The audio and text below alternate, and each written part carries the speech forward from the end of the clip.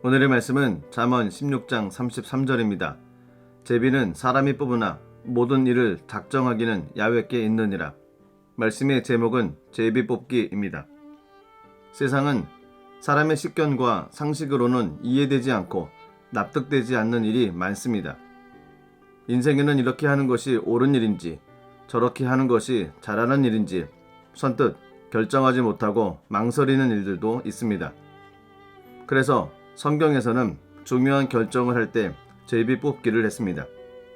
제비라는 말은 작은 돌이나 조약돌 같이 생긴 것으로 제사장들이 입는 에봇 안에 우림과 둠림과 더불어 하나님의 뜻을 알기 위한 수단으로 사용되었습니다. 요한 웨슬리가 제비 뽑기로 중대한 결정을 내린 두 가지 이야기가 있습니다. 당시 영국 최고의 설교가는 화이트필드였습니다. 화이트필드는 미국을 가기 위해 후임자를 찾게 되었는데 그가 옥스퍼드 대학 선배인 요한 웨슬리였습니다.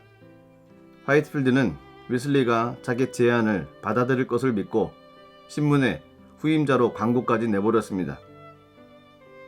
결단하지 못한 웨슬리는 제비를 뽑았고 그 결과에 따라서 가기로 결정을 내렸습니다.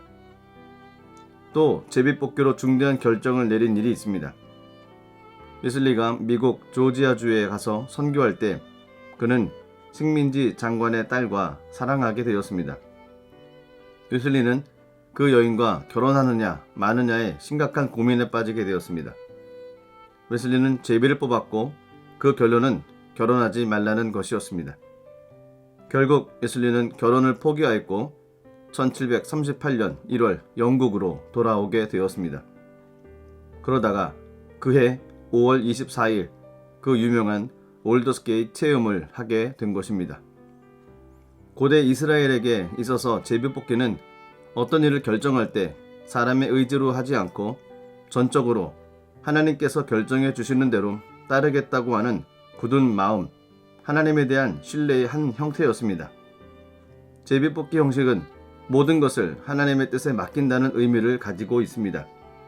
참 신앙인이라면 어떤 경우에도 우리가 알지 못하는 하나님의 섭리가 있음을 믿어야 됩니다. 그렇습니다.